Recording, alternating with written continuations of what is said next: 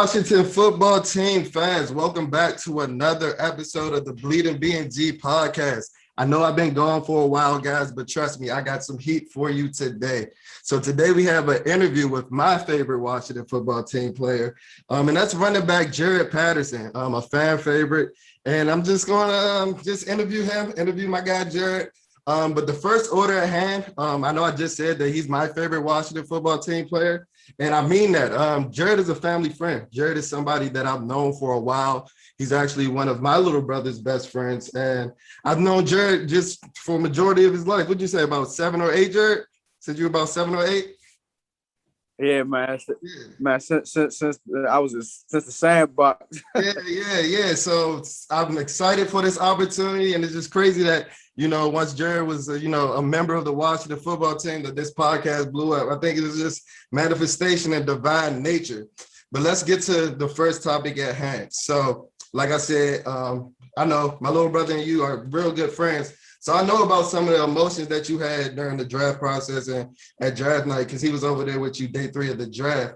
Just give me the full range of emotions that you've experienced, just, from being the dominant player that you were at Buffalo to, going undrafted and then finally making the final 53. So give me the full range of emotions with that process and how everything went. Yeah, so just when the draft came around, I was expected, late day 2, day 3 guy, and I felt like I did enough, to be a draft pick, and it didn't go that way, and Chase, one of good friends, and I talked to Washington quite a bit through the draft process. They were very interested. So they were just saying, that I'm a good player, and things like that.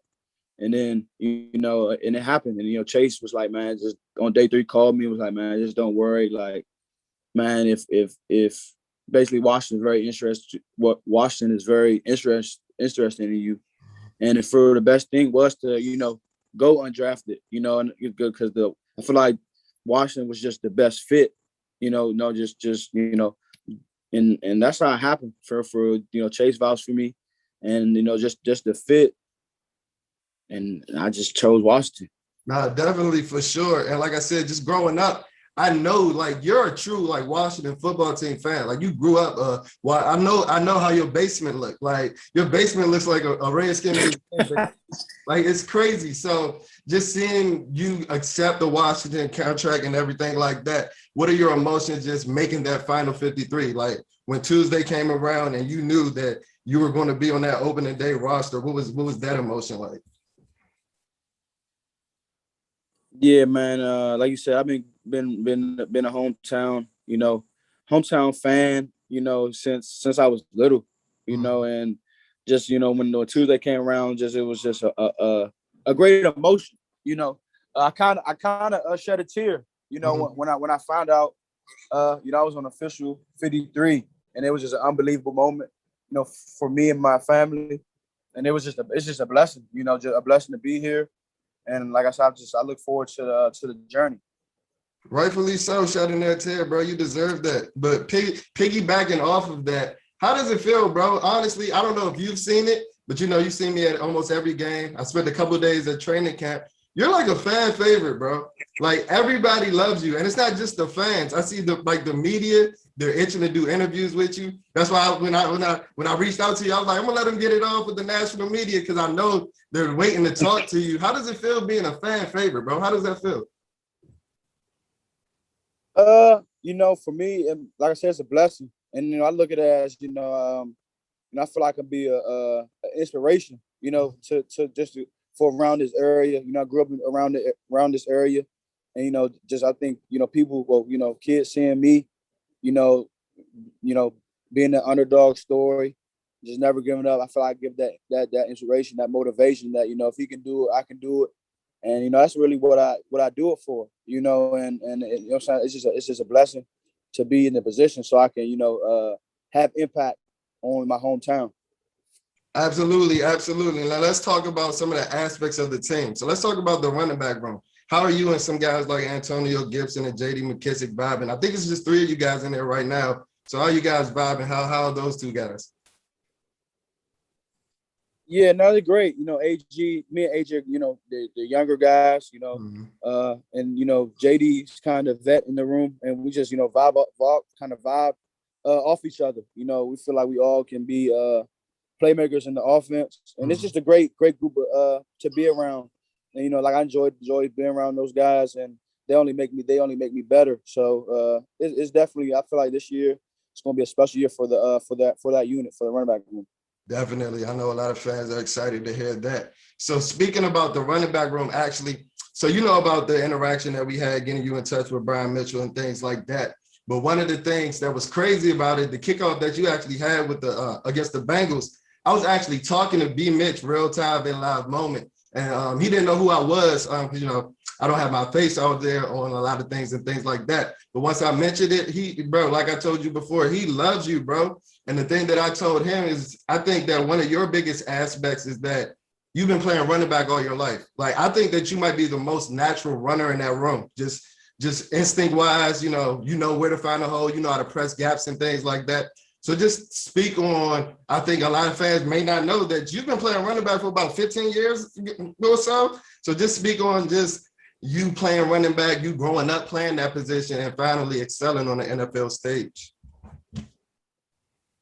Yeah, like you said, I've been playing that position for a minute, and the big part of that, like you listed the instincts, the balance, the low center of gravity, that's the stuff that kind of pop out, of my skill set, and I feel like I am, one of the best natural runners, and it's just crazy, I feel like in college, I got coached, but not like how Coach Jordan's, really coached me, and them the AJ and JD helped me to take my game to the next level. And like I'm only scratching the surface, so I'm excited about that, and I just can't wait to keep developing and keep getting better, to help this team to get where it needs to be. So Definitely, definitely. And let's talk about this. Some of the comparisons that I've heard this offseason, and even Coach Rivera have thrown out, like Darren Sproles, Maurice Jones-Drew. And if you think of those two guys, those are two shorter guys, but they have very different skill sets. So how do you feel about those comparisons, and who do you compare yourself to and the like? Do you think those comparisons are accurate? How do you feel about those? yeah, I feel like those can be very accurate. I feel like the Darren Sproles, playmaking ability. Maurice Jones-Drew. How he was a short, compact guy, fast guy. He can run over you. He can make you miss. And even a guy, Ray Rice. I feel like those three. You know, if there was into one running back, that would be me for sure. So I kind of I see why people say that, but I feel like I can even be better than those guys. Definitely, definitely. And I just want to throw this out there. You may not agree. I think you may have a little bit of Frank Gore in your game too.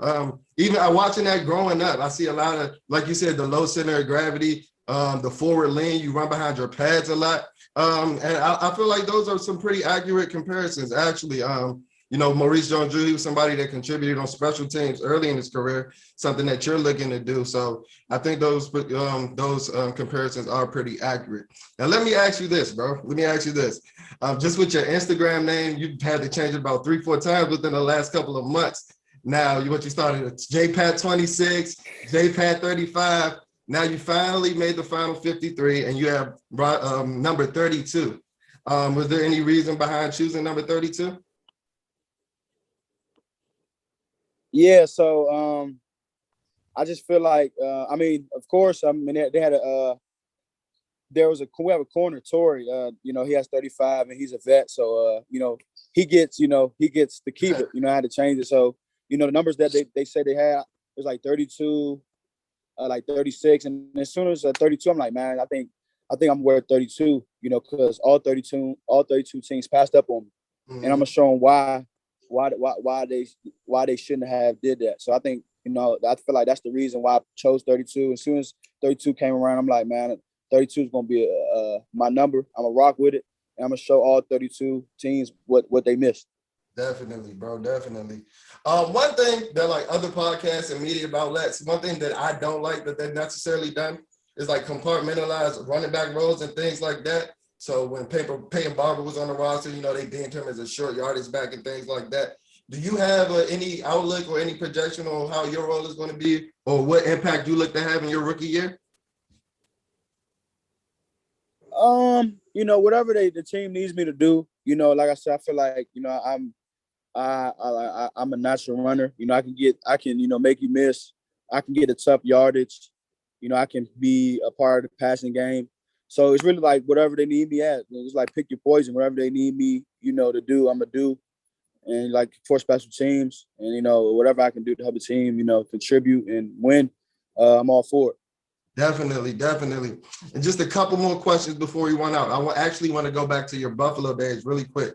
Bro, please just explain to me what does it feel like to have a 400-yard, 8-touchdown like performance? Like, how does that feel? That's like a outer body experience. Just explain it to me. I haven't got a chance to talk to you since that game. I've always was curious.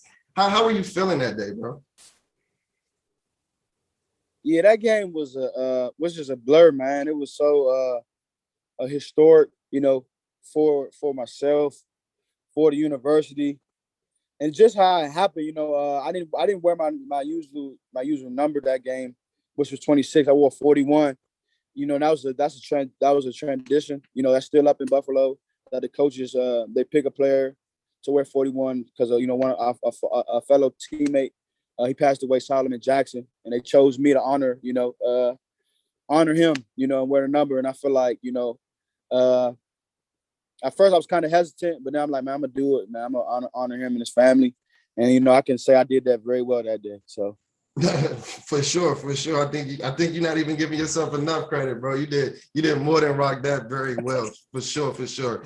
Now at Buffalo, you were a guy that took a lot of punishment. You had 30 carry games and things like that. But now with the Washington football team, you're a guy that's versatile. They have you returning kicks and things like that. Are you a guy that has had special teams experience in the past? Yeah, definitely. When I went to Buffalo, I played special teams, like my freshman years, but then I kind of got off of it as my role got bigger. But I'm at the end of the day, I'm a football player, and I play football. So whatever the team needs me to do, I'm gonna do. So that's all I'm gonna say on that. I definitely have special team experience, and I'm a football player. So.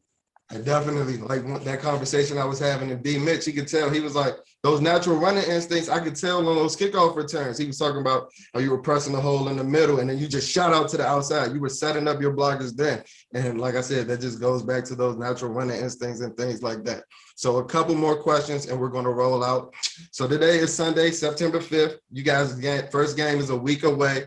How are you feeling, bro? You got your first NFL game is a week away. We're 7 days away from your first NFL game in FedEx Field at 1 p.m. I'm gonna be there. I'm gonna be there cheering you on. I hope my Jaret Patterson jersey. I hope it gets here in time so I can wear it on the first game. I hope it gets here in time. But how you feeling, bro? How you feeling? No, I'm excited. I can't wait. To go out there and and just ball out, man. Like this is everything I worked for. I dreamed of, and I just can't wait. I can't wait to get back at it tomorrow. Practice, have a good week of practice, and then go get that first one against the Chargers. So I'm excited. Can't wait. Just can't wait to play. Definitely, definitely. And my last question, I know you touched base on it earlier in the interview, but bro, is this the first interview that you've gone without being asked about being high school teammates with Chase Young? Like you can be honest with me. I feel like that's the question that's asked in all your interviews. This is probably like the first one. Yeah, for sure. First one.